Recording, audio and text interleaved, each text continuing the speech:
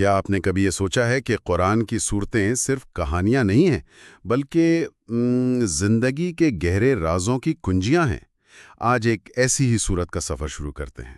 ہم آدی اور دی ہیں اور یہ آپ کا سفر ہے 8 بٹ مفید معلومات کے ساتھ۔ اللہ کی کتاب کے ساتھ ہمارے اس سفر کی پہلی قسط میں خوش آمدید۔ قدم بقدم آسان زبان میں اور دل کی گہرائیوں سے بات کریں گے۔ جی، اور یوٹیوب چینل کو سبسکرائب کرنا اور وہ جو گھنٹی کا نشان ہے اسے دبانا نہ بھولیں تاکہ نئی نشاستیں سب سے پہلے آپ تک پہنچیں۔ ہم قرآن کا صورت بصورت جائزہ لیں گے جس میں روحانی باتیں، زندگی سے جڑی مثالیں اور روزمرہ زندگی میں مطلب سمجھنے میں مدد دینے والے غور و فکر شامل ہوں گے۔ تو آج ہم سورۃ الکہف یعنی غار والی سورت پر بات کر رہے ہیں۔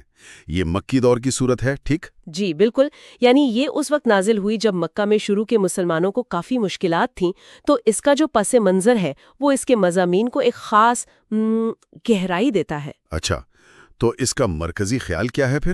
دیکھیں، اس کا ایک بڑا دلچسپ مرکزی نقطہ ہے۔ یہ ہمیں سکھاتی ہے کہ ظاہری چیزوں سے آگے کیسے دیکھا جائے۔ آیت نمبر 7 ہے نا، جو کچھ زمین پر ہے ہم نے اسے زمین کی زینت بنایا ہے تاکہ ہم لوگوں کو آزمائیں کہ ان میں کون اچھے عمل کرنے والا ہے۔ اوہ واہ، یعنی یہ دنیا کی چمک دمک یہ اصل میں ایک امتحان ہے؟ بالکل، ایک آزمائش۔ یعنی یہ صرف ایمان بمقابلہ دنیا کی بات نہیں بلکہ حقیقت کو سطح کے نیچے دیکھنے کی دعوت۔ یہ تو اصحاب کہف کے قصے میں بھی نظر آتا ہے، آیات 9 سے 26 تک۔ جی، وہی نوجوان جو ایمان کی خاطر سب کچھ چھوڑ کر غار میں پناہ لیتے ہیں۔ ہاں، تو یہ صرف بھاگنا نہیں تھا بلکہ ظاہری حالت پر باطنی یقین کی فتح تھی۔ اچھا، اس میں وہ الرقیم کا بھی ذکر ہے، اس کا کیا مطلب ہے؟ الرقیم، جی، اس کا مطلب تحریر یا کتاب لیا جاتا ہے۔ مفسرین اس کی مختلف تشریحات کرتے ہیں، شاید یہ ان کے ناموں کی تختی ہو یا ان کے قصے کی کوئی نشانی۔ اور یہی گہری بصیرت وہ موسیٰ علیہ السلام اور اللہ کے ایک خاص بندے جنہیں اکثر خضر علیہ السلام کہا جاتا ہے ان کے واقعے میں اور زیادہ واضح ہوتی ہے نا، آیات 60 سے 82۔ بالکل، وہ واقعات جو بظاہر عجیب یا غلط لگ رہے تھے، جیسے کشتی میں سوراخ کرنا، بچے کو مار دینا یا وہ دیوار بنانا، ان سب کے پیچھے اللہ کی حکمت تھی جو فوراً سمجھ نہیں آ رہی تھی۔ صحیح، تو سبق یہ کہ ہمیں اپنی محدود سمجھ پر نہیں بلکہ اللہ کی وسیع حکمت پر یقین رکھنا چاہیے۔ جی بالکل۔ اور پھر وہ ذوالقرنین کا قصہ ہے، آیات 83 سے 98، ایک طاقتور اور نیک حکمران۔ ہاں، وہ مثال یہ دکھاتی ہے کہ دنیاوی طاقت اور اختیار بذات خود برے نہیں ہے، شرط یہ ہے کہ انہیں اللہ کی امانت سمجھا جائے اور جواب دہی کا احساس رہے۔ انہوں نے دیوار بنا کر لوگوں کو محفوظ کیا لیکن کامیابی کا سہرا اللہ کی رحمت کو دیا۔ یہ بھی تو ظاہری طاقت کے پیچھے اصل طاقت کو پہچاننا ہے۔ بالکل، اور سورت کی شروع کی آیات 1 سے 8 بھی اسی طرف اشارہ کرتی ہیں، اللہ کی حمد، قرآن کی سیدھی راہ اور دنیا کی زینت کا آزمائش ہونا۔ اور پھر آخری آیت 110 وہ تو جیسے ایک خلاصہ ہے۔ اچھا، وہ کیا کہتی ہیں؟ وہ یاد دلاتی ہے کہ نبی صلی اللہ علیہ وسلم بھی بشر ہیں، اللہ ایک ہے اور اصل کامیابی نیک عمل اور شرک سے بچنے میں ہے، خاص طور پر ان کے لیے جو اپنے رب سے ملاقات کی امید رکھتے ہیں۔ تو گویا پوری سورت ہمیں یہی یاد دلا رہی ہے کہ اصل حقیقت کیا ہے۔ سبحان اللہ۔ تو ان گہرے اسباق، پناہ کی تلاش، اللہ کی غیبی حکمت پر بھروسہ اور وہ آخری جواب دہی، ان سب کو سمیٹتے ہوئے ایک دعا بھی ہے۔ جی، غار کی دعا، پناہ، بیداری اور حساب کتاب۔ غار میں پناہ، دنیا کی آزمائشوں سے پرے مخلص ایمان۔ اے میرے رب، سب سے بلند، سب سے رحم کرنے والے، میں تیرے حضور حاضر ہوں، جیسے کہف کے ساتھی حاضر ہوئے تھے، پہاڑ کے پتھروں میں نہیں بلکہ تیری رحمت کے سائے میں پناہ مانگتے ہوئے۔ جس طرح تو نے انہیں دنیا کی گمراہیوں اور خطرات سے بچایا، میرے دل کو جھوٹی خواہشات اور کھوکھلے عزائم سے بچا۔ مجھے ان لوگوں میں سے نہ بنا جو اس دنیا کی فانی زینت، دولت، طاقت، شہرت کے پیچھے بھاگتے ہیں، بلکہ ان لوگوں میں شامل فرما جو پہچانتے ہیں کہ اس دنیا کی تمام خوبصورتی ایک آزمائش ہے، ایک امتحان ہے، جس کے ذریعے تو نیکوکاروں کو غافلوں سے ممتاز کرتا ہے۔ مجھے وہ حکمت عطا فرما کہ میں اس چیز سے کنارہ کشی اختیار کر لوں جو تجھے ناپسند ہے، چاہے مجھے اکیلا ہی کیوں نہ کھڑا ہونا پڑے۔ میرے دل میں ان بہادر نوجوانوں کی پکار گونجنے دے جنہوں نے کہا تھا، ہمارا رب آسمانوں اور زمین کا رب ہے، ہم اس کے سوا کسی معبود کو ہرگز نہیں پکاریں گے۔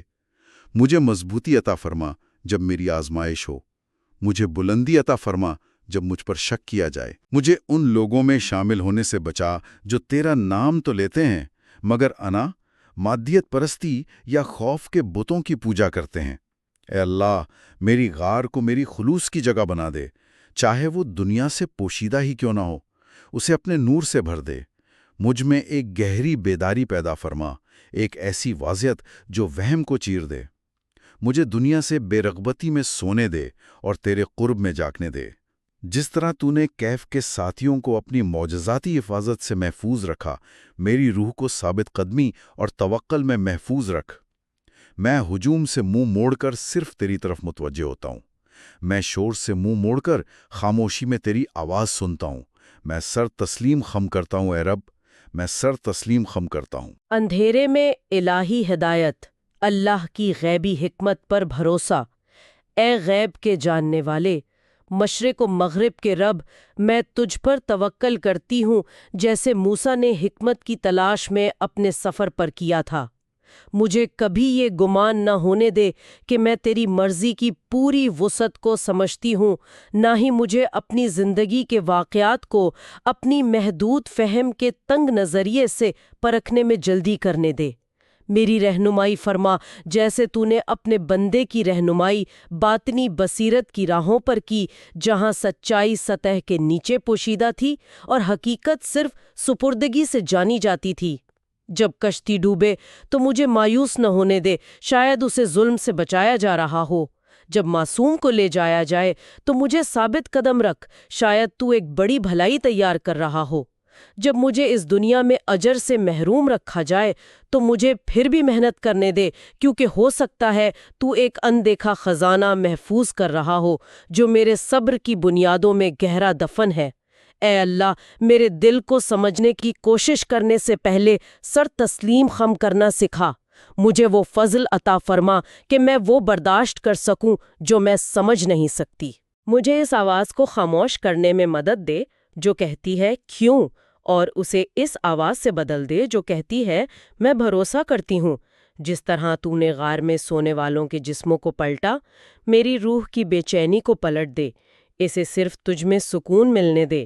مجھے اس عاجزی سے بھر دے کہ میں قبول کر سکوں کہ تیرا فیصلہ کبھی بے ترتیب نہیں ہوتا، بلکہ ایک عظیم تر تصویر کا دھاگا ہے جسے میں ابھی نہیں دیکھ سکتی۔ مجھے ان لوگوں میں شامل فرما جو یہ نہیں کہتے میں یہ کل کروں گی، بلکہ کہتے ہیں اگر اللہ نے چاہا۔ میری ہر سانس تیری مرضی کی روشنی میں ہو، دنیا کا انتشار مجھے تیری ہم آہنگی سے غافل نہ کرنے پائے۔ مجھے توکل میں مضبوط رکھ، اے سب سے حکمت والے، اے سب سے محبت کرنے والے۔ حساب کا دن، بیداری، جواب دہی اور دائمی سکون۔ اے یوم جزا کے مالک، میں تیرے حضور کھڑا ہوں اس بات سے آگاہ کہ کوئی چیز تیرے ریکارڈ سے بچ نہیں سکتی۔ جس طرح تو تمام روحوں کو جمع کرے گا، جیسے تو نے غار سے سونے والوں کو جمع کیا تھا، میں جانتا ہوں کہ تو ہر سوچ، ہر عمل، دل کی ہر سرگوشی کو جمع کرے گا۔ تیرے سامنے کچھ بھی چھوٹا یا بڑا فراموش نہیں کیا جاتا۔ اے اللہ، میرا ریکارڈ نور کا ریکارڈ بنا۔ مجھے ان لوگوں میں شامل نہ کر جو کہیں گے ہائے افسوس ہم پر، یہ کیسا ریکارڈ ہے، بلکہ ان لوگوں میں شامل فرما جن کی کتابیں ان کے دائیں ہاتھ میں دی جائیں گی، خلوص، رحم اور نیک اعمال سے بھری ہوئی۔ مجھے آگاہ کر کہ یہ دنیا آسمان سے اترنے والے پانی کی مانند ہے، جلد ہی خشک، غائب اور فراموش ہو جانے والی۔ میری خوشی مال و اسباب میں جڑ نہ پکڑے، نہ ہی میرا فخر اولاد میں، بلکہ ان اعمال میں ہو جو موت کے بعد بھی زندہ رہیں۔ مجھے یاد رکھنے دے کہ جہنم حقیقی ہے اور جنت بھی، کہ اندھا پن آنکھوں کا نہیں بلکہ دل کا ہے، کہ تو ہی اکیلا منصف ہے اور کوئی سفارش کرنے والا کام نہیں آئے گا سوائے اس کے جسے تو اجازت دے۔ اس دن جب پہاڑ بھی اڑا دیے جائیں گے اور زمین صاف میدان کر دی جائے گی، مجھے آرام کے باغ میں جگہ عطا فرما جس کے نیچے نہریں بہتی ہیں۔ اے اللہ، مجھے آخری بیداری سے پہلے بیدار کر دے۔ مجھے ہر دن ایسے جینے دے جیسے یہ میرا آخری دن ہو، خوف میں نہیں بلکہ تیاری میں۔ مجھے اس دھوکے سے بچا کہ میرے پاس وقت ہے۔ میرا دل تیری یاد میں دھڑکتا رہے، میری آنکھیں تیرے خوف میں آنسو بہائیں اور میرے ہاتھ کثرت سے دعا میں اٹھیں۔ میں جنت اس لیے نہیں مانگتا کہ میں اس کا مستحق ہوں، بلکہ اس لیے کہ میں تیری رحمت پر بھروسہ کرتا ہوں۔ میں آگ سے اس لیے نہیں ڈرتا کہ مجھے تیرے انصاف پر شک ہے، بلکہ اس لیے کہ میں اپنی غفلت سے ڈرتا ہوں۔ یا رب، مجھے ایسی حالت میں تیری طرف لوٹنے دے کہ میرا دل صحیح سلامت ہو۔ آمین۔ سورت کا تفصیلی خلاصہ اور اہم نکات جو ہیں وہ تفصیلات میں یعنی ڈسکرپشن میں مل سکتے ہیں۔ جی، یہ ہم سب سننے والوں کے لیے نور اور خیر کی شروعات ہو۔ آئیے اس بابرکت سورہ کے ساتھ اپنا یہ سفر جاری رکھیں۔